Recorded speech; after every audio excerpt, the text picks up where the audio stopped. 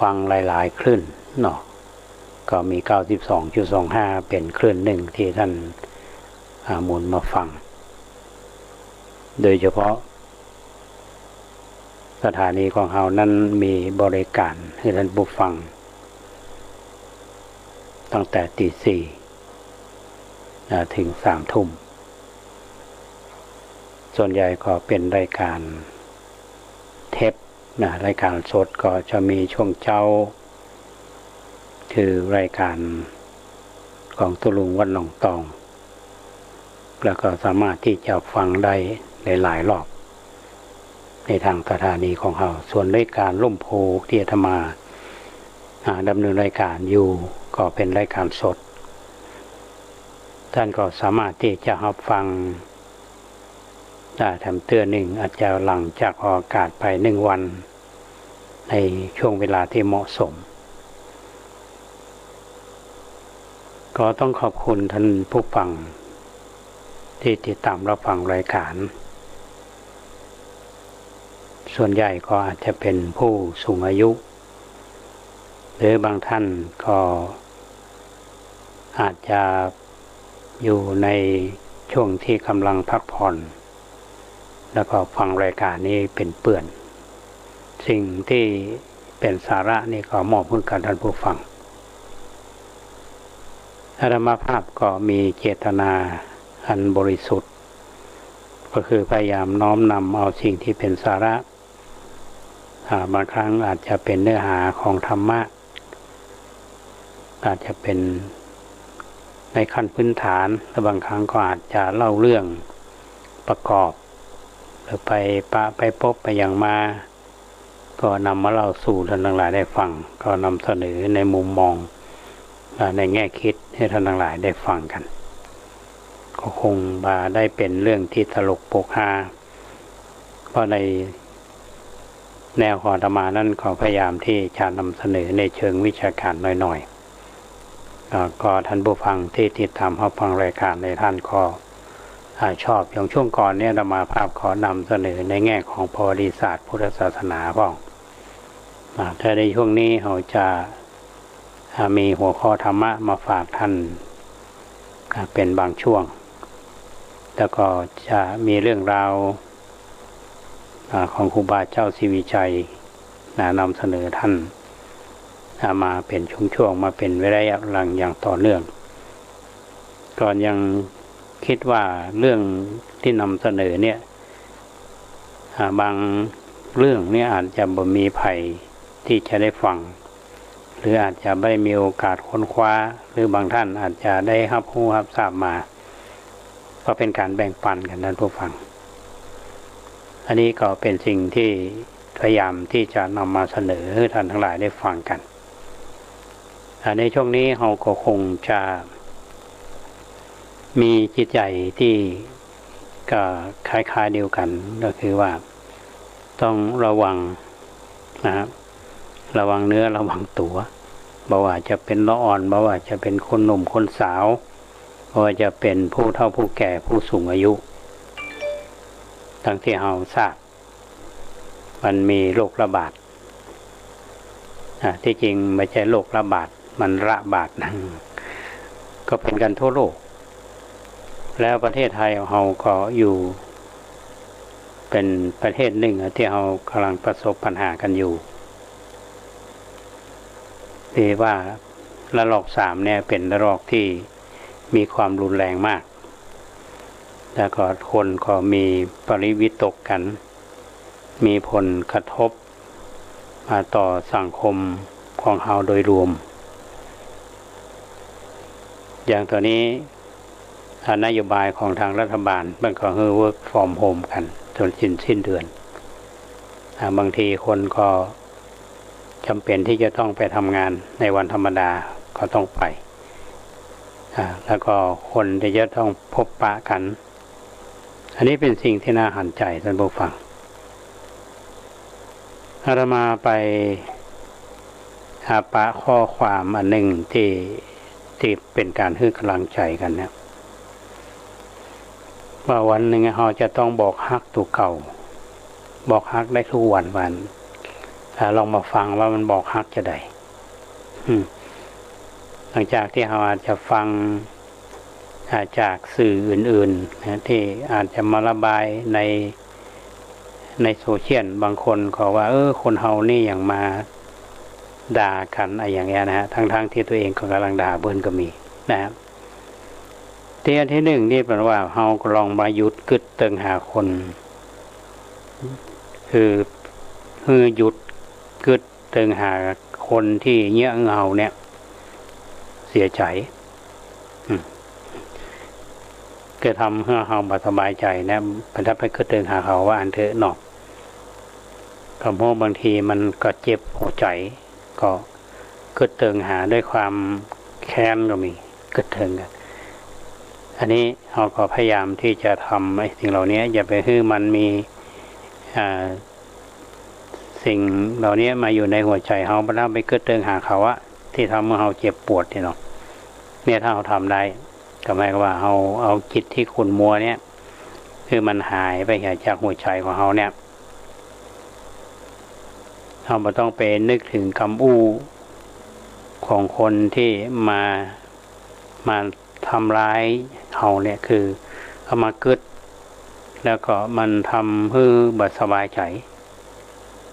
นะอันนี้ต้องสลัดออกไปให้ได้ได้ทำมาหนึ่งก็คือ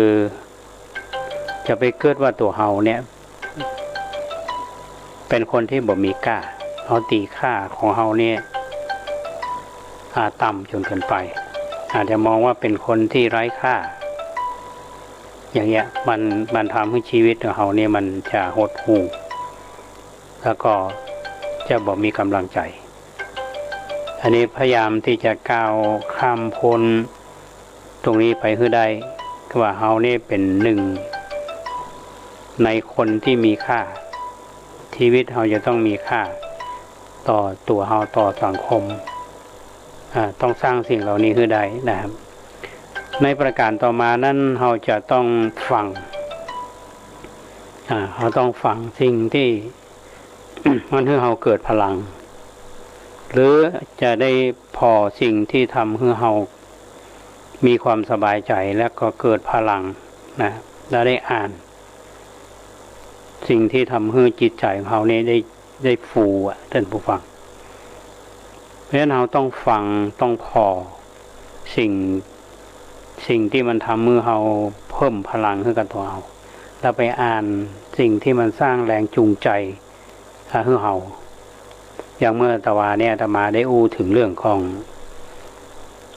positive thinking ที่ฝรั่งเขาเนี่ยเขายกย่องกันถึงขั้นที่ทำหนังสือออกมาเนี่ยและขายทั่วโลกคนก็ซื้ออ่านกันถ้าคิดเชิงบวกเนี่ยนะครับก็หมายความว่าคนเฮานี่ถ้าหากมันบวกอย่างเนี่ยมันก็ได้กำไรละหมายความว่าสิ่งอันแรกเนี่ยเอาฟังจากคำอู้คน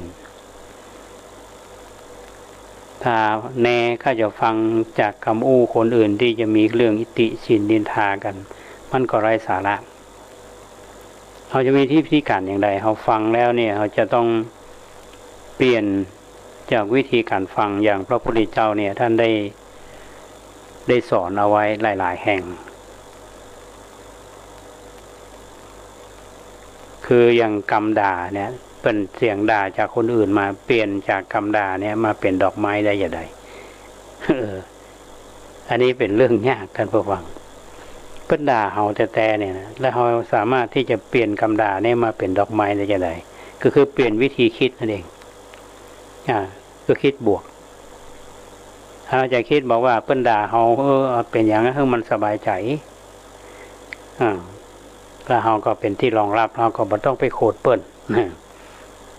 อันนี้คือคิดในเชิงที่เชิงเราคิดเชิงบวกใจเราก็จะมีความเข้มแข็งขึ้นอันนี้เป็นเรื่องที่เราฟังจริงที่มันเป็นเรื่องลบนะครับแต่ว่าเราคิดบวกมันก็สบายใจหรือเขาไปหันบางสิ่งบางอย่างเนี่ยนะซึ่งอาจจะ เอาความรู้สึกเขาไปจับเนี่ยมันจะเป็นสิ่งที่เราบสบายใจหรือหมกมุ่นอกมุ่นใจเมื่อพูดถึงตรงนี้ระหว่างเราทำเมื่อเรานึกถึงพระพุทธเจ้าท่านได้สอนเราบ้างอย่างเป็นสิ่งที่เป็นมงคลเนี่ยที่เป็นเถียงกันมา12 ปีลักษณะนั้นเป็นเถียงกันว่าอย่างเป็นมงคลเราได้ฟังสิ่งที่เป็นมงคลเนาะมันก็เป็นเชิงบวกคือได้พอได้หันสิ่งที่เป็นมงคลได้หันอย่างงามๆมันก็สบายใจก็ถือว่าเป็นมงคล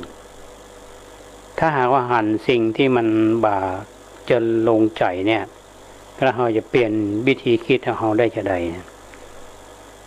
อันนี้มันก็ต้องคิดบวกนะเนี่ยมันจะต้องฝึกท่านผู้ฟังจะเงี้ยจะได้ว่าเราอยู่ในยามเนี้ยยามเนี้ยเราจะต้องคิดถึงเรื่องที่เราเนี่ยเข้าใจกันคือเมื่อเราฟังก็ดีดูหรือพออย่างก็ดีหรือได้อ่านได้สิ่งอย่างเดียวมันเปลี่ยนพลังเสริมเป็นพลังเสริมก็คือทำให้เกิดมีกำลังขึ้นมาก็ต้องนี่คือจะทำให้เรามีชีวิตมีคุณค่ามากยิ่งขึ้นมีเรื่องหนึ่งที่อยากจะเล่าสู่ท่านผู้ฟังอาจจะเป็นเรื่องต่อที่จากตวาเนี่ยท่านผู้ฟังคงจำได้ที่เรามาเล่าตวานี่คือเรื่องที่พระพุทธเจ้าเนี่ยท่านได้ส่งพระ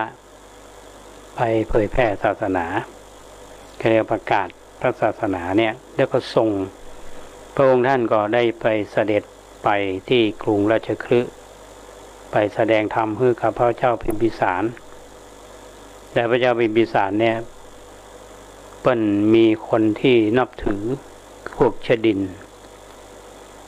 นกลุ่มคนที่มีลัทธิบูชาไฟมีเจ้าสำนัก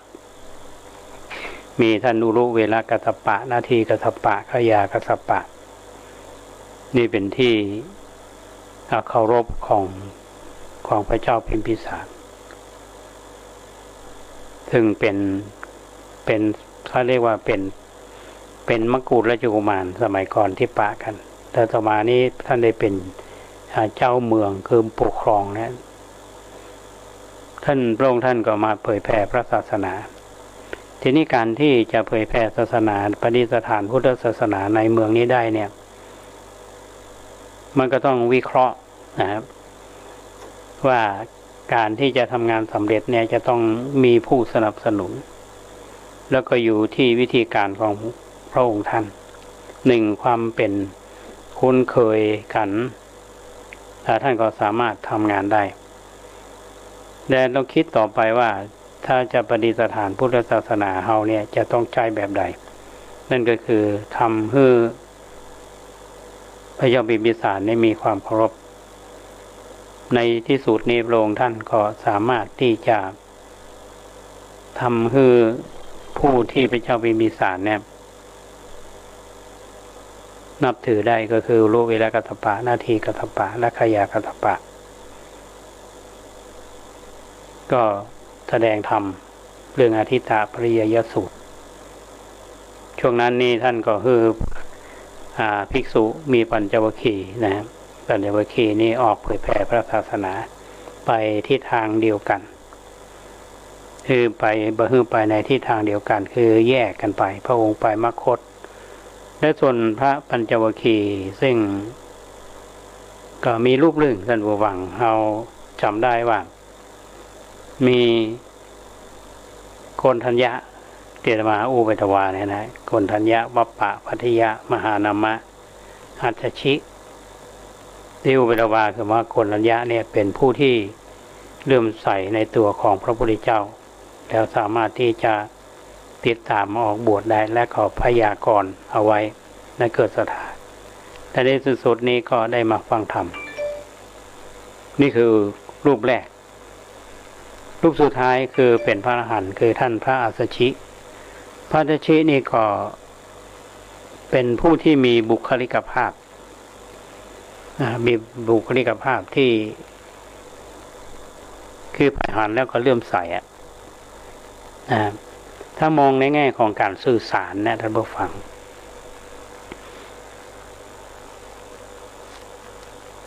ตัวคนเฮานี่เป็นตัวสื่อบุคคลนะครับสื่อบุคคล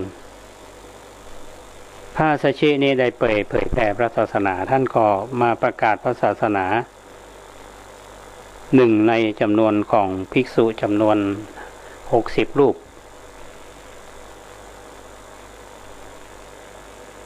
ปกติการเผยแผ่ศาสนาเนี่ยเขาจะใช้วิธีการหลายอย่างมีอย่างการเนาะคือนำเสนอในเรื่องของการเทศก็ดีบางทีนี่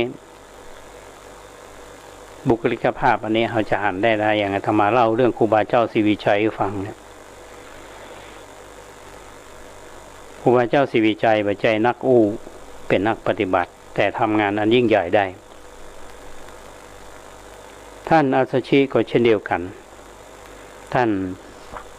ออกบิณฑบาตในเมืองราชคฤห์ท่านอัสสชินี่ก็มีบุคลิกภาพที่ไขว่หันแล้วก็มีความเลื่อมใสปรากฏว่ามีคนหนึ่งซึ่งเป็นก็เรียกว่าลูกผู้มีอันจะกินนะแล้วเข้ามาบวชเขาอยู่ในสำนักของปริพาชกคืออยู่ในสำนักใหญ่อย่างท่านสัญชัยปริพาชกเนี่ยก็คืออุปติสสะปริพาชกต่อมาชื่อว่าสารีบุตรและมีเพื่อนชื่อว่าโกริตะต่อมาก็ได้เข้ามาบวชชื่อว่าโมคคัลลานะช่วงที่เป็นอุปติสสะเนี่ยท่านสารีบุตรเนี่ยที่หันบุคลิกภาพของท่านพระอัสสชิเนี่ย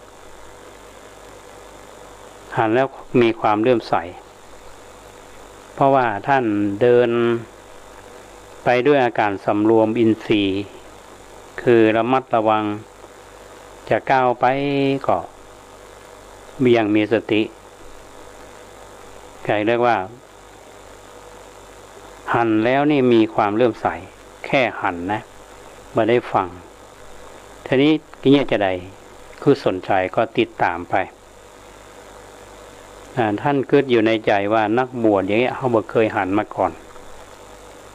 คงจะเป็นพระอรหันต์สักองค์หนึ่งที่อยู่ในโลกเนี้ยคือค่อนข้างจะมั่นใจก็เตี้ยวตัวก้นไปท่านี้ท่านอัสสชิเนี่ยบิณฑบาตอยู่เสร็จแล้วท่านก็หลังจากบิณฑบาตท่านก็จะไปนั่งฉันอุปติสสะนี่ก็เข้าไปอุปถากไปสนทนาปราศัยกับท่านพระอัสสชิด้วยความอ่อนน้อมแล้วก็ใช้วาทะที่ฟังแล้วมันลื่นหูกับพระท่านพระเถระว่าอินทรีย์ของท่านเนี่ยช่างผ่องใสผิวพรรณผุดผ่องท่านบวชเนี่ยอุทิศเพื่อไผ่เป็นศาสดาของท่านหรือว่าท่านชอบใจธรรมของไผ่อันนี้เป็นคำถามหลายประเด็นท่านผู้ฟังท่านพระอัสสชิก็ท่านเป็นพระอรหันต์เนี่ยท่านก็สามารถที่จะยังรู้ได้ว่าคนที่เขากำลังอยู่เนี่ยคือไม่ใช่เป็นคนธรรมดาเป็นคนที่มีการศึกษาแล้วก็มีเขาเรียกว่ามีจิตใจที่อ่อนน้อม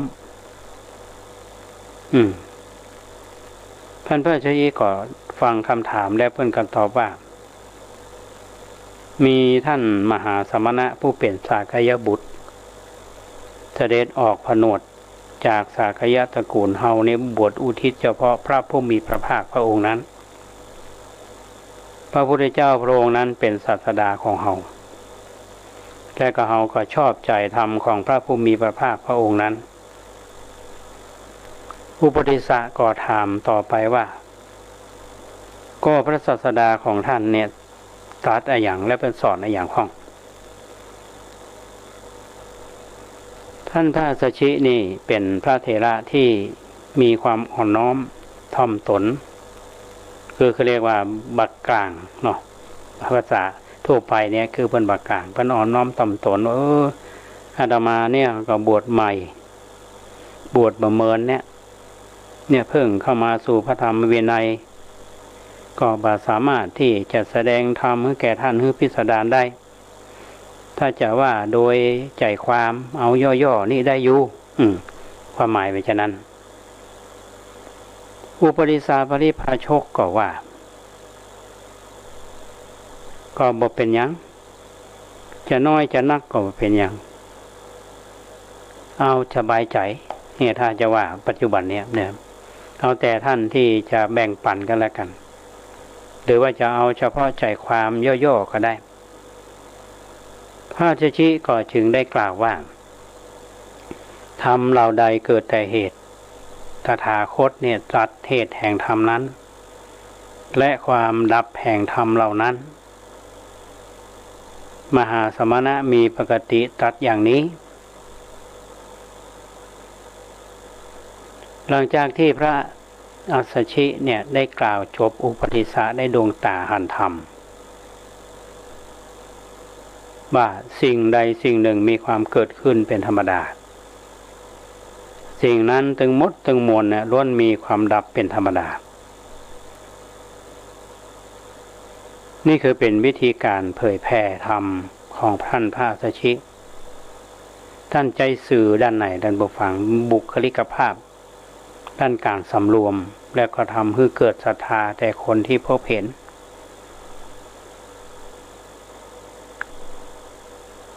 ก็คือใจสื่อบุคคลนี่เราจะวิเคราะห์กันเนี่ยท่านผู้ฟังว่าคนเฮาเนี่ยฟังข้อความสั้นๆย่อๆแล้วสามารถที่จะได้ดวงตาหันธรรมคำว่าดวงตาหันธรรมเนี่ยธรรมาไปทวาเนี่ยท่านผู้ฟังคงจำได้ก็คือเป็นพระโสดาบันคือเขาจะห้องให้มันนึ่งเรียกว่าได้ธรรมจักษุได้ดวงตาหันธรรมนี่คือจะว่าโดยรวมแล้วก็คือว่าทุกวันนี้ถ้าเรามีวิธีคิดเนาะเราได้หันเราได้ฟังเราได้ห้ำเฮียนศึกษาสิ่งเหล่านี้มันเกิดเชิงบวกท่านผู้ฟังเข้าใจว่าตัวละครที่จะมาฟังเนี่ยท่านพระอัสสชิเนี่ยเป็นพระเถระเป็นพระอรหันต์หนึ่งในจำนวนของพระปัญจวัคคีย์อุปติสสะปริภาชกก็เป็นหนึ่งในลูกศิษย์ของท่านพระสัญชัยปริภาชกซึ่งเป็นเปื้อนกันกับโลลิตะคือต่อมาคือท่านพระมหาโมคคัลลานะและทั้งสองท่านนี่ในหลังมาก็เข้ามาบวชในทางพระพุทธศาสนาเป็นกำลังสำคัญของพระศาสนาที่ฮ้องว่าอัครสาวกเบื้องซ้ายและอัครสาวกเบื้องขวาอย่างเราไปวัดต่างๆเนี่ยเราจะหันว่านอกจากเราจะหันพระพุทธรูปที่ประดิษฐานเป็นพระประธานเนี่ยจะมีรูปปั้นของพระเถระสองรูปอยู่ข้างซ้ายข้างขวาเนี่ยบางแห่งก็ยืนเนาะบางแห่งก็นั่งคุกเข่าประนมมือนั่นเป็นสื่อเราหันว่านั่นคือพระอัครสาวกฝ่ายซ้ายและฝ่ายขวาที่ทำงานเคียงบ่าเคียงไหล่กับพระพุทธเจ้าที่จะมานำมาเล่าท่านทั้งหลายได้ฟังกันเนี่ยว่าเรามีวิธีคิดนะคือกำลังใจแก่ตัวเองทุกวันนะฮะก็ต้องมีวิธีคิดเชิงบวกถามว่ามันเป็นได้ตลอดไหมมันก็ขึ้นอยู่กับการฝึกท่านผู้ฟังเนี่ยอย่างคนด่าเราไม่ยอมได้แผ่เมตตาเนาะถ้าเราด่าตอบมันก็พอๆกันทั้งคู่แต่คนเปิ้นด่าเราเนี่ยถ้าเราเอามามองว่ามันด่าเพราะอย่างเพราะเรามีข้อผิดพลาดไหมถ้ามีข้อผิดพลาดเราแก้ไขปรับปรุงก็ต้องขอบคุณเขาที่เขาสนใจเราแต่ถ้ามันมีอย่างที่เขาว่าเนี่ยเขาก็แผ่เมตตาเขา เราไม่ต้องไปโขดเขาอันเนี้ยยากถามว่าเป็นไปได้ไหมคนเราก็ต้องฝึกเนาะอย่างที่อาตมาอู้ถึงวันเรื่องครูบาเนี่ยครูบาตอนยังมีชีวิตอยู่เจอปัญหาอุปสรรคมากมายแม้แต่ลูกศิษย์ลูกหาระยะหลังเนี่ยบอกว่าจะเป็นครูบาเขาปีก็ดีก็เจอลักษณะนี้เหมือนกันเดี๋ยวอาตมาจะมีเรื่องราวที่เล่าท่านทั้งหลายได้ฟังเกี่ยวกับเรื่องครูบากับเรื่องครูบาเขาปีช่วงนี้ก็เอาเรื่องนี้มาอู้สู่ท่านทั้งหลายได้ฟังครับเพราะฉะนั้นในช่วงนี้ที่อาตมานำมาอู้ท่านทั้งหลายได้ฟังก็เป็นช่วงแรกของรายการเนี่ยก็คือเรามาอู้กันถึงว่าเนี่ยจะใดเราเปลี่ยนวิธีคิดนะแค่เปลี่ยนวิธีคิดชีวิตเราก็ดีขึ้นเปลี่ยนวิธีคิดอย่างไรพระพุทธเจ้าสอนว่าคิดดีพูดดีทำดีถามว่าเราคิดดีหรือยังเราอู้ดีหรือยังทำดีหรือยังแต่ถ้าเราก็พยายามที่จะทำสิ่งเหล่านี้มันก็ยกระดับแต่การทำเราขึ้นใจเราก็ยิ่งเริ่มสูงขึ้นยิ่งอยู่ในสังคมปัจจุบันเนี่ยนะเราจะต้องเข้มแข็งมองโลกในแง่ดีพ่องและเหมือนกับที่เราเรียกร้องกันในถึงวันนี้อยู่ในสถานการณ์อย่างถึงวันนี้เราต้องฮักกันให้นักที่สุดเข้าใจกันให้นักที่สุดเป็นกำลังใจซึ่งกันและกันมันก็จะน่าอยู่เพราะช่วงแรกของรายการนี้ขออูกับท่านผู้ฟังคงเพียงเท่านี้ก่อนในช่วงที่2ของรายการนั้นก็จะมีเรื่องราวที่เราสู่กันฟังอาจจะมีข่าววันนี้มีข่าวหลายข่าวที่ฟังแล้วชื่นใจเป็นเชิงบวกเหมือนกันนะก็จะนำมาเล่าสู่กันฟังว่าเป็นงานที่พระเจ้าประสงค์เขาเนี่ยทำในสถานการณ์ปัจจุบันเนี่ยฟังแล้วชื่นใจท่านผู้ฟังเดี๋ยวปิกมาปากัน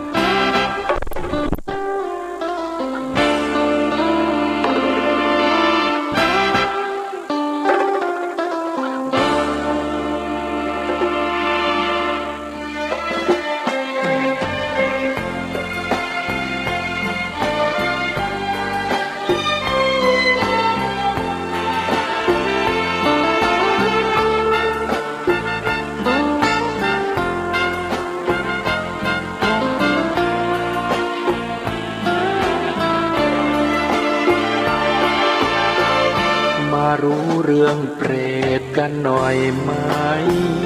ทำบาปมากมายยามตายจึงกลายเป็นเปรต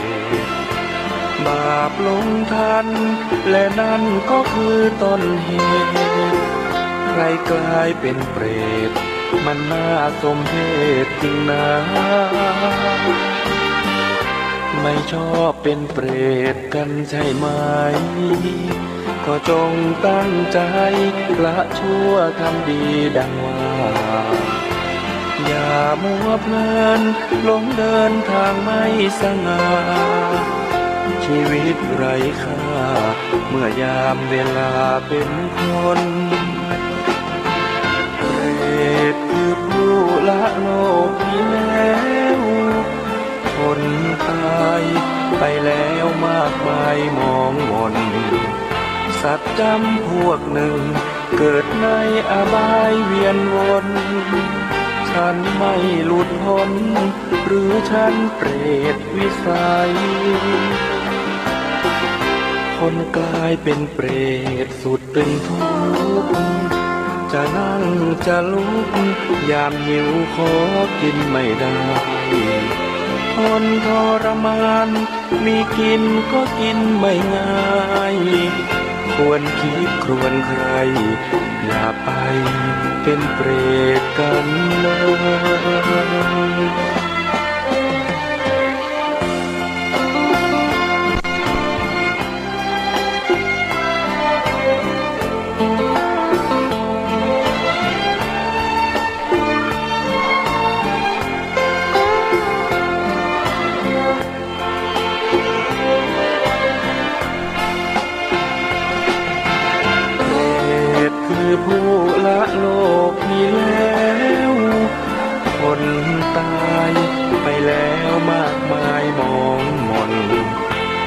จำพวกหนึ่ง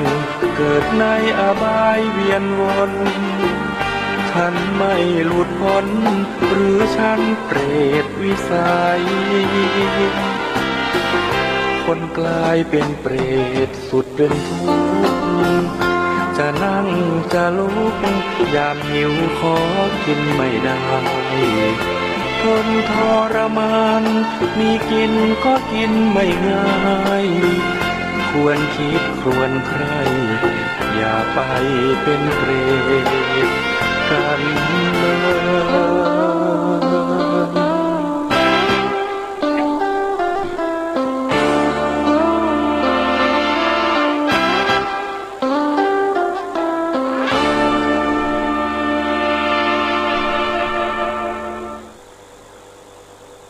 ท่านผู้ฟังกำลังฟังรายการลมโพต่างสถานีวิทยุสาธารณะจังหวัดเชียงใหม่ FM 92.25 เมกะเฮิรตซ์อยู่คณะมาภาพพระครูโคสิทธิ์ภริยทยพรในช่วงที่2ของรายการวันนี้ได้นำเรื่องที่เป็นสาระมาฟังคือท่านทั้งหลายได้ฟังกันในช่วงแรกของรายการในช่วงที่2นี้ก็จะมีเรื่องที่ดีๆฟังแล้วก็ทำให้จิตใจเราสบายฟูใจเนาะฟังแล้วบ่เครียด ก็คือเรื่องที่ฟังแล้วก็ทำให้นึกถึงคนที่เปิ้นได้ทำประโยชน์แก่สังคมของเราโดยเฉพาะท่านครูบาเจ้าศรีวิชัยที่อาตมานำมาเล่าให้ท่านทั้งหลายได้ฟังกันในช่วงนี้ที่นำเสนอท่านนี้ก็ยังอยู่ในพื้นที่ของอำเภอลีอยู่เพราะว่าครูบาเจ้าศรีวิชัยก็ดีท่านครูบาเขาปีก็ดีท่านครูบาวงก็ดีนะก็3ครูบาถ้าท่านไปอำเภอลีนี้จะมีอนุสาวรีย์3ครูบาอยู่ที่เทศบาลวังดินในตลาดแรงนักบุญนะครับช่วงหลายวันก่อนนี้อาตมาได้นำเรื่องของวัดพระธาตุดวงเดียววัดพระธาตุ5ดวงเวียงเจดีย์5หลังมาเล่าท่านทั้งหลายได้ฟังกันแล้วก็วัดจอมสวรรค์ที่อู่ไปตวาเนี่ยล้วนแล้วแต่เป็นเรื่องราวที่เชื่อมโยงกับนักบุญแห่งล้านนาไทยคือ3นักบุญถ้าเราจะมามองดูว่าพื้นเพเดิมของท่านครูบาทั้งหลายเนี่ยเป็นอยู่กับธรรมชาติอยู่กับชาวบ้านก็เรียกว่ามีวิถีชีวิตแล้วก็เรียนรู้ในลักษณะที่จะเรียนรู้ด้วยตนเองอาศัยความอุตสาหะวิริยะและสร้างบารมีและสร้างผลงานมากมายถ้าจะเอาความรู้มาวัดว่าคนที่สำเร็จในเรื่องของการทำงานเนี่ยจะต้องผ่านกระบวนการในการเรียนรู้จากสถาบันนั้นจากสถาบันนี้การศึกษาในระบบทั้ง3ครูบาเนี่ยท่านก็เรียนนอกระบบแต่สร้างผลงานนั้นยิ่งใหญ่แต่ในขณะเดียวกันเขาบอกว่าเขามีระบบการศึกษาที่ดีเขามีวิทยาลัยมีโรงเรียนดีๆมีวิทยาลัยมีมหาวิทยาลัยบางคนจบมหาวิทยาลัยจากต่างประเทศหรือจบมหาวิทยาลัยสถาบันดังๆเป็นท็อป 10จบมาแต่ไม่ได้ทำงานเพื่อส่วนรวมอย่างแท้จริงที่อาหารปัจจุบันนี้เพราะฉะนั้นเอาไปนึกถึงคำอู้ของหลวงพ่อพุทธทาสว่า การศึกษาแบบหมาหางด้วนก็หมายถึงว่าคือการศึกษาปัจจุบันเนี้ยหลวงพ่อท่านบอกว่ามันเหมือนหมาหางด้วนบ้านห้องหมาหางก๊อต เพราะฉะนั้นที่สมัยก่อนนี้อาจจะบอกว่าคนเป็นบ้านป่าเมืองเถื่อนบ่มีการศึกษาถ้าเอาจะบอกว่ามีการศึกษานั่นคืออย่างการศึกษามันมีหลักสูตรมันมีการวัดผลประเมินผลแต่ว่าสมัยก่อนนี่คือเรียนรู้จากของจริงหรืออาจจะเขาได้ยินอย่างท่านจอห์นดิวอีเป็นว่าให้ learning by doing คือเรียนด้วยการกระทำคือนำสู่ไปในการปฏิบัติเพราะฉะนั้นวันนี้ก็จะเล่าเรื่องของที่เกี่ยวข้องกับครูบาศรีวิชัยวันนี้อาตมาขอเล่าเรื่องวัดแม่ตื่นวัดแม่ตื่นนี้อยู่ตำบลศรีวิชัยอำเภอลีจังหวัดลำพูนปัจจุบันนี้เป็นวัดที่ท่านพระครูพิพัฒน์ธรรมสุนทรพุทธิธรรมสุนทรท่านเป็นรองเจ้าคณะอำเภอก็เป็นกัลยาณมิตรของอาตมารูปหนึ่งเคยอยู่กรุงเทพสมัยนั้นอาตมาก็อยู่กรุงเทพบ่ได้รู้จักกันแต่เปิ้นอยู่กับพระผู้ใหญ่แต่อาตมาภาพเนี่ยก็ไปต่อสู้ชีวิตเองแล้วว่ากว่าจะได้อย่างมาก็แสนยากก็มีโอกาสได้เจอกันกรุงเทพแต่ได้ร่วมงานกันตอนที่อาตมาเป็นหัวหน้าโครงการภาคฤดูร้อน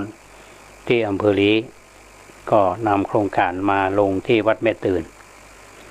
ช่วงนั้นเขาก็ดูแลเรื่องบวชเนรภาคฤดูร้อนเขาไม่ได้ไปสนใจเรื่องวัดเท่าไหร่แต่เรื่องนี้เขาจะเห็นว่าวัดแม่ตื่นเนี่ยก็เป็นวัดที่ครูบาเจ้าศรีวิชัยท่านไปสร้างเอาไว้วัดนี้มีพื้นที่ทั้งหมดเนี่ย78 ไร่ตามประวัติแล้วเนี่ยเป็นบอกว่าปี 2461 ครูบาเจ้าศรีวิชัยเนี่ยท่านได้เดินทางมาสร้างวัดแม่ตื่นแล้วก็สร้างกุฏิไม้สักเนี่ยจำนวน9 ห้องประเดี๋ยวนี้เพิ่นลือไปละแต่ว่ามันมีหลักฐานระบุสักราชชัดเจนว่าวัดแม่ตื่นครูบาเจ้าศรีวิชัยชนะเป็นเก้าได้คิดจัดสร้างขึ้นปีพุทธศักราชได้ 2461 จุลศักราชได้ 1,280 ตัวปีกัดเม็ดเดือน8 เพ็งเมงวันศุกร์คุณโสภาชนะมูลระบุในงานวิทยานิพนธ์ว่าครูบาเจ้าศรีวิชัยเนี่ย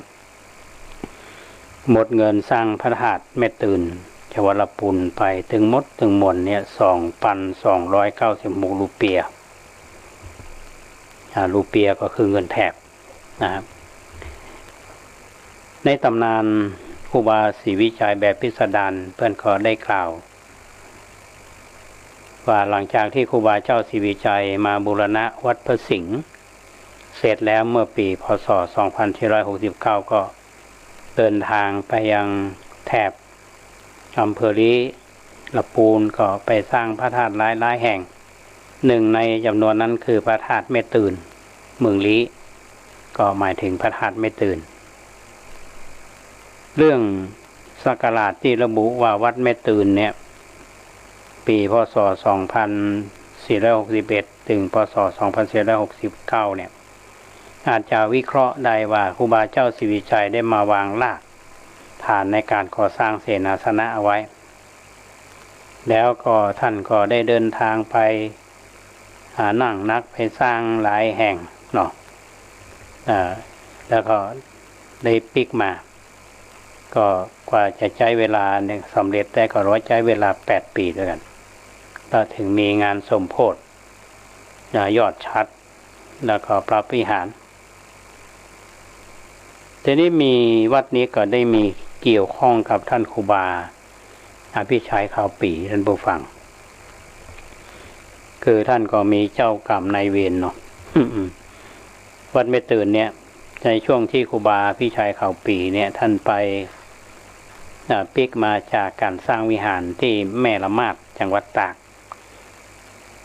ก็เมื่อปี 2467 ก็ตั้งใจจะมาอำเภอลีนะมาละปูนนะปรากฏว่าถูกนายอำเภอลีสมัยนั้นนะขับไล่ออกจากพื้นที่นำกำลังมาตรวจค้นวัดแม่ตื่นกันเงี้ยทุเจ้าพระนายกันแตกตุ่นกันตกลงท่านครูบาพี่ชัยเขาปีนี้ก็จำภาษาที่วัดแม่ตื่นมาได้ก็ไปจำภาษาที่วัดพระพุทธบาทธรรมะ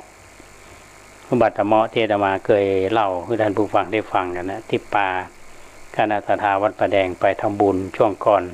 ที่หลังจากที่เราไปทอดประป่าที่วัดวังหลวงอำเภอเลเต่า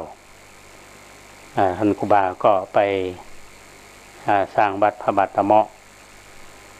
แล้วต่อมานี่ครูบาเพิ่นก็ปิกมาสร้างกุฏิหรือวัดแม่ตื่น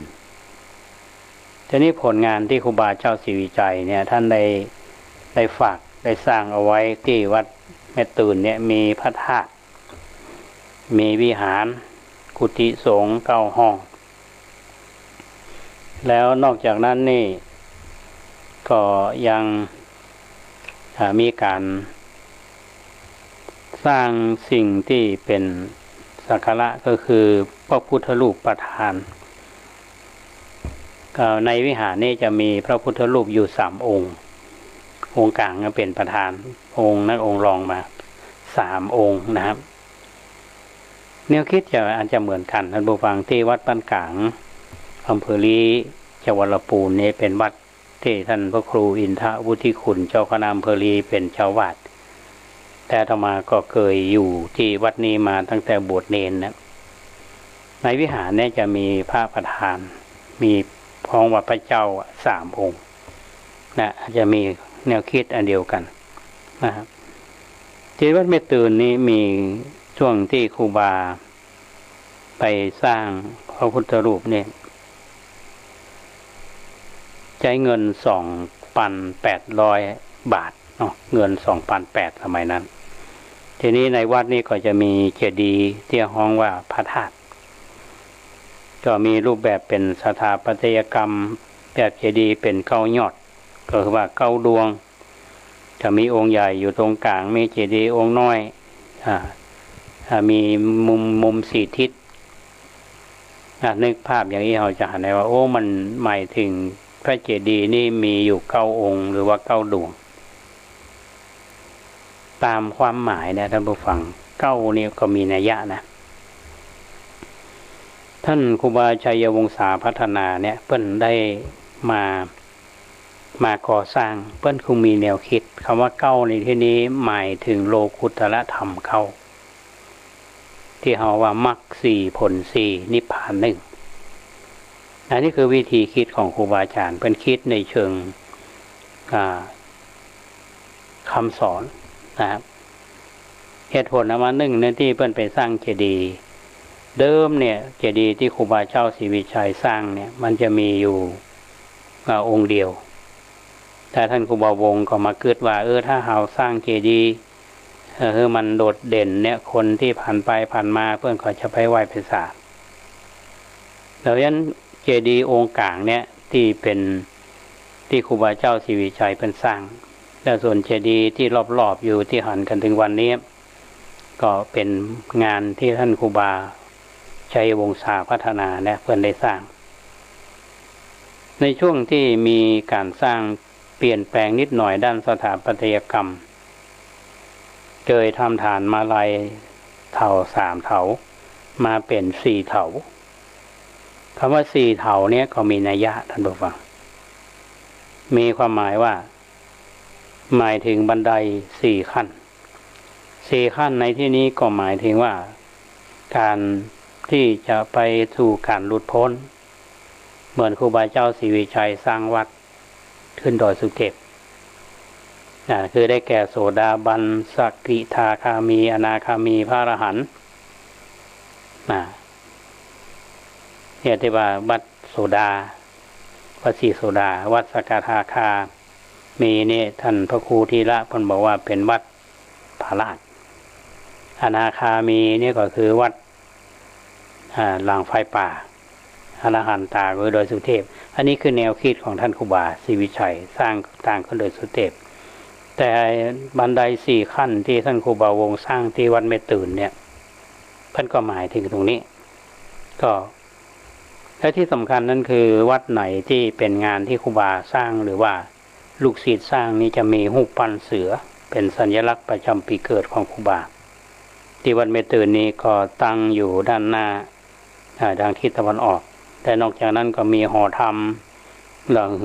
หอพระไตรปิฎกนี่ท่านพระครูพิพุทธิธรรมสุนทรเนี่ยเพิ่นก็ได้สร้างเอาไว้ที่จะมานำมาเล่าท่านทั้งหลายได้ฟังกันเนี่ยว่าวัดหลายๆวัดที่อยู่อำเภอลีนะก็ท่านครูบาท่านก็มีบทบาทสำคัญในฐานะที่ท่านเป็นถิ่นกำเนิดแล้วเรามองกันว่าคนที่อยู่ในพื้นที่ถ้าจะมองว่าฐานะทางเศรษฐกิจเนี่ยร่ำรวยไหมกับการเงินการทองก็คงบ่มีแต่ไปอยู่ในวิถีชีวิตในการสร้างอยู่กับธรรมชาติแล้วท่านไปสร้างงานใหญ่ๆอย่างที่สร้างในเชียงใหม่เฮาก็ดีอย่างวัดสวนดอกเนี่ยกับวิหารหลวงวัดสวนดอกก็เพราะว่าคนที่มาช่วยสร้างนี่ก็มีคนมีฐานะก็จึงมีสิ่งปลูกสร้างใหญ่ๆผลงานมากมายอย่างพระเจ้าตนหลวงที่เมืองพะเยาก็เช่นเดียวกันอันนี้คือสิ่งที่ท่านครูบาท่านได้สร้างเอาไว้วันนี้เรามาขอนำเล่าเรื่องของวัดแม่ตื่นว่าเป็นวัดที่ครูบาเจ้าศรีวิชัยได้ไปสร้างเอาไว้ก็นำมาเล่าท่านทั้งหลายได้ฟัง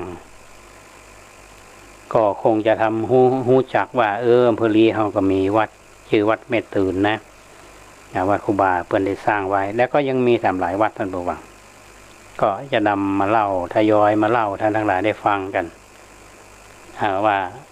วัดแต่ละวัดเนี่ยมันสำคัญจะใดแต่ท่านที่ฟังอยู่ก็อย่างน้อยก็เอาเพียงได้รับความรู้มาแยกปานานมาปานนำเที่ยวนะมันลักษณะที่ว่าเรามาเรียนรู้ด้วยกันนะครับอาตมาก็ต้องขออนุโมทนากับท่านผู้ฟังที่ติดตามรับฟังรายการนี้ในช่วงเวลาที่เหลืออยู่เนี่ยท่านผู้ฟังมีข่าวก่อนอาตมาเข้ารายการวันนี้มีคุณบุญยฤทธิ์ตุลาพันธ์พงศ์หรือในนามของบุญยฤทธิ์บุญมหาฤทธิ์ที่เป็นนักหนังสือพิมพ์อาวุโสเขียนคอลัมน์เคาะสนิมในไทยนิวเนี่ยเพิ่นก็ได้โทรมาหาก็ได้อู้กันหลายเรื่องแต่มีอันหนึ่งก็ได้อู้ถึงเรื่องสถานการณ์ของโควิดวัดสำคัญนะในเชียงใหม่เฮาก็ดีละปูนก็ดีที่มีผลกระทบอย่างวันก่อนเนี่ยอาตมาไปที่วัดเจดีย์หลวงก็เงียบนักท่องเที่ยวก็ถึงมามีนะครับทีนี้ในเชียงใหม่เฮาเนี่ยมีวัดพระเจ้าดอยสุเทพท่านผู้ฟังจะมีนักท่องเที่ยวไปสมัยก่อนเนี่ยไผก็ปั่นกันมานักท่องเที่ยวทั้งไทยทั้งเทศก็พากันมาเชียงใหม่แล้วต้องขึ้นดอยสุเทพแต่ทุกวันนี้ก็เงียบเหงาซบเซาพอสมควรทีนี้ทางวัดพระธาตุดอยสุเทพนี่มีแนวโน้มที่ก็บ่ใช้คำว่าปิดวัดแต่ว่าเหมือนเชิงลักษณะที่ว่าภัยที่จะไปแอวดอยสุเทพโดยเฉพาะคนที่มาต่างจังหวัดเนี่ยท่านก็ยังสามารถขึ้นไปได้อยู่แต่ว่าในบนองค์พระธาตุเนี่ยบางทีประตูก็อาจจะบ่เปิดเต็มที่ก็อาจท่านก็สามารถที่จะไปไหว้ศาลได้อยู่แต่ว่าคงจะบ่สะดวกเหมือนเดิมหรือว่าบางช่วงอาจจะมีการปิดก็จะเปิดโอกาสให้ท่านได้เวียนรอบทางลุ่มก็ได้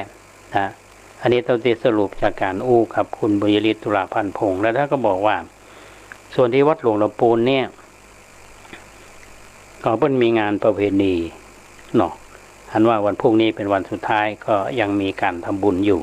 นะครับก็ยังมีโอกาสเปิดโอกาสให้ท่านพุทธศาสนิกชนทั้งหลายเนี่ยได้ไปทำบุญที่จังหวัดลำพูนเนี่ยก็ยังเปิดโอกาสให้ท่านทั้งหลายได้สร้างบุญสร้างกุศลโดยเฉพาะวัดพระธาตุหริพุนชัยที่อาตมาภาพเคยเล่าก็เกี่ยวข้องกับครูบาเจ้าศรีวิชัยเหมือนกันนะครับว่าท่านได้ไปประจำอยู่ที่ฮั่นนะครับแล้วก็จุดเป็นจุดเริ่มต้นในการที่จะเป็นธรรมยาตราและเดินทางไปสร้างวัดศรีโคมคำมีข่าวจากจังหวัดลำพูนท่านผู้ฟังทางอาตมาดูลายชุมชนบ้านกลางเนี่ยซึ่งโพสต์โดยท่านพระครูอินทวุฒิคุณเจ้าคณะอำเภอลีท่านก็บอกว่าวันที่25 เมษายน 2564เนี่ยคณะสงฆ์จังหวัดลำพูนโดยพระเทพรัตนนายกเจ้าคณะจังหวัดลำพูนวัดพระธาตุหริพุนชัยพระครูปัญญาธรรมวัฒน์หรือความรู้จักกันว่าครูบาเจ้าอินทรวัดสันปะยางหลวงครูบาประกอบบุญหนอวัดมหาวันร่วมกับคณะศรัทธาประชาชนเจ้าลำพูนเจ้าต่างจังหวัดและเจ้าต่างประเทศได้ร่วมกันจัดพิธีทอดผ้าป่าเพื่อซื้อรถแอมบูแลนซ์ให้โรงพยาบาลลำพูนในราคา2,400,000 บาทจะทอดถวายที่วัดสันปะยางหลวงก็ได้เงินอยู่4,400,000 เศษหลังจากที่ซื้อรถแล้วนี่ที่เหลือก็จะถวายบำรุงตึกสงฆ์และพาดเพื่อเป็นยารักษาค่าพยาบาลภิกษุไข้ส่วนที่เหลือนั้นก็จะนำไปมอบให้โรงพยาบาลลำพูนเนี่ยไปช่วยเหลือผู้ดูแลที่รับผลกระทบจากโรคโควิด -19 ของจังหวัดลำพูนแล้วก็ในโรงพยาบาลสนามต่อไปก็รวมถึงอุปกรณ์ทางการแพทย์ที่จำเป็นตัวนี่ก็ทุกท่านที่ฟังข่าวนี้ก็คงได้ร่วมอนุโมทนากันเนี่ยอาตมาบอกว่าในสถานการณ์ลักษณะนี้บรรดาพระเจ้าพระสงฆ์เราก็มีส่วนร่วมโดยเฉพาะพระเดชพระคุณท่านเจ้าคุณพระเทพรัตนนายกนะท่านเป็นพระที่เป็นที่พึ่งของประชาชนและเป็นพระนักปกครองที่มีวิสัยทัศน์ไกลยิ่งครูบาเจ้าอินทรซึ่งมีเมตตาธรรมต่อลูกศิษย์ลูกหาพี่น้องเจ้าลำพูนเฮาก็ระดมทุนทอดผ้าป่าซื้อรถแอมบูแลนซ์ของยาลำพูนท่านก็คงจะได้รับทราบข่าวอาตมาในฐานะที่เป็นคนเมืองลีลำพูน ก็นำข่าวดีๆเนี้ยมาให้ท่านทั้งหลายได้ฟังกันฟังแล้วชื่นอกชื่นใจเนาะพี่น้องลำพูนเฮาก็ขออนุโมทนาบุญตัวนะแต่นี้แถมเรื่องหนึ่งท่านผู้ฟังจากสถานการณ์โควิดเนี่ยนะครับทางฝ่ายบ้านเมืองก็พยายามที่จะดูแลอยู่ทางคณะสงฆ์โดยระดับสูงวันก่อนนี้มีหนังสือจากสำนักงานพระพุทธศาสนาถึงเจ้าคณะจังหวัดเพื่อนก็ขอความร่วมมือจากคณะสงฆ์เราก็หลายเรื่องการของการเข้ามาบวชของคนเนี่ยตอนนี้นอกจากที่เราจะต้องส่งขอเรื่องไปสอบประวัติจากตำรวจแล้วเนี่ยต้องมีใบรับรองตรวจโควิดด้วยนะอันนี้เข้มขึ้นแถมแต่อันหนึ่งนั่นก็คือว่าขอร้องวัดต่างๆในงดจัดกิจกรรมคำว่างดกิจกรรมเนี่ยมันจะมีทั้งกิจกรรมที่มีคนมาเยอะ กิจกรรมหรือวันพระวันธรรมดาคนบ่มานักมาหลายนะก็อาจจะจัดได้อย่างวันพระอย่างวันพรุ่งนี้อย่างที่วัดป่าแดงเฮาเนี่ยอาตมาก็บอกศรัทธาวัดป่าแดงเฮาว่าวันพระวันพรุ่งนี้นี่ก็งด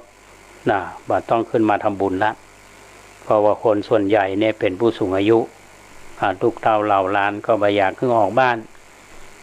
ก็ฮักนั่นแหละก็เป็นอย่างบุญท่านก็ทำมานักละแล้วยังเป็นห่วงตู้เจ้าว่าตู้เจ้าจะฉันนะยัง อาตมาบ่ต้องห่วงเนาะแมงบงยังบัดตายกันใบไม้ถ้าตู้เจ้าตายก็นักแก่เป็นยังก็นึกถึงหลักคำสอนของพระพุทธเจ้าที่โบโภชนะเนมัตตัญญูตารู้จักประมาณในการบริโภคอาหารปรับตัวในสถานการณ์ปัจจุบันในมีสิ่งหนึ่งที่อาตมาได้กำหนดงานไว้คือการทำบุญศาลาหมอชีวกโกมารพัฒน์ซึ่งกำหนดวันที่1 พฤษภาคม 2564 ก็มีกำหนดการดังที่คุณเกษตรเพชรสำลิดได้นำข่าวมาเสนอท่านก็มาพิจารณาจากประกาศของคณะสงฆ์จังหวัดเชียงใหม่ตัวเองจากการที่ศูนย์บริการสถานการณ์แพร่ระบาดของโรคติดเชื้อไวรัสและประกอบกับทางสำนักงานพระพุทธศาสนาตัวเพิ่นขอร้องมาก็อาตมาของดจัดกิจกรรมทำบุญศาลาหมอชีวกโกมารพัฒน์ในวันที่1 พฤษภาคม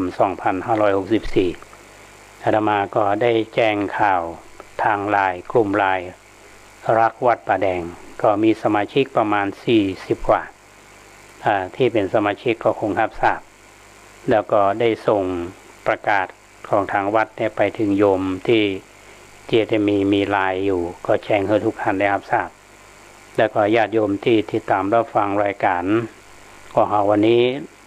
หลายท่านก็ร่วมทำบุญมาบางท่านก็เป็นเจ้าภาพข้าวสารข้าวสารที่อาตมาจะแจกนะครับแล้วก็แจ้งความจำนงเป็นเจ้าภาพภัตตาหารลงทานมาก็ได้ประสานกับท่านเจ้าภาพหลายท่านและท่านก็เข้าใจส่วนข้าวสารนั้นที่มาเนี่ยอาตมาได้สั่งมาเรียบร้อยหมดแล้วนะทางร้านเพื่อนก็มาส่งที่วัดก็จะได้เก็บเอาไว้ว่าวันที่26 พฤษภาคม 2564 เนี่ยเป็นวันกตัญญูเป็นงานประจำปีของวัดป่าแดงเฮาถ้าสถานการณ์โควิดคลี่คลายแล้วสามารถจัดได้อาตมาก็จะได้นำมาแจกในนี้ก็ขึ้นอยู่กับสถานการณ์เพราะฉะนั้นก็ต้องขอแจ้งข่าวนี้ไปยังทุกท่านที่เกี่ยวข้องโดยเฉพาะพี่น้องท่านผู้ฟังที่มีส่วนในการร่วมทำบุญสร้างศาลาหมอชีวกแล้วก็ร่วมให้หอมกันมาแต่ว่าในกิจกรรมที่เราจะทำการภายในนั้นอาตมาจะทำก็คือวันที่30 กันยายนนี้จะมีการสมโภชก็คือสวดมนต์มหาสันติหลวงเฉพาะแต่งการภายในสำหรับพระภิกษุสงฆ์สามเณรวัดป่าแดงแล้วก็เป็นถือว่าเป็น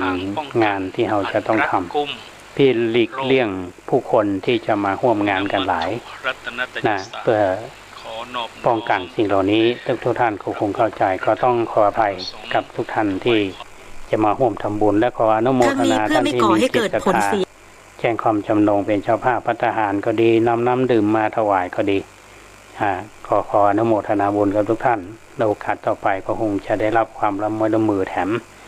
สำหรับท่านผู้ฟังท่านใดที่จะมียังสอบถามหรือจะร่วมทำบุญใดๆก็สามารถที่ติดต่อธรรมาภาพได้0818818690 0818815690ขอบคุณท่านพระครูสมุวิศวัตรวรกิจโจผู้อำนวยการสถานีวิทยุ 104.50 เมกะเฮิรตซ์ที่ลิงสัญญาณท่านผู้ฟังได้ฟังกันบ้าโยมมาหลายท่านฟัง94บ่ชัดเจนก็ฟัง 104.50 ขอบอนุโมทนาคุณเกษตรเพชรสำลิดได้ทำหน้าที่อย่างดีเยี่ยมบอกก็ข้าวหน้านิวเฮาอนุโมทนาบุญกับท่านผู้ฟังทุกท่านติดตามรับฟังรายการมาถึงช่วงท้ายของรายการละอาตมาภาพนำรายการล่มโพจากท่านผู้ฟังไปก่อนจะไปลืมก็แล้วกันนะ ว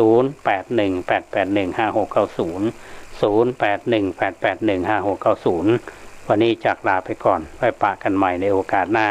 ขอความสุขสวัสดีจงบังเกิดมีแก่ท่านผู้ฟังทุกท่านขอเจริญพร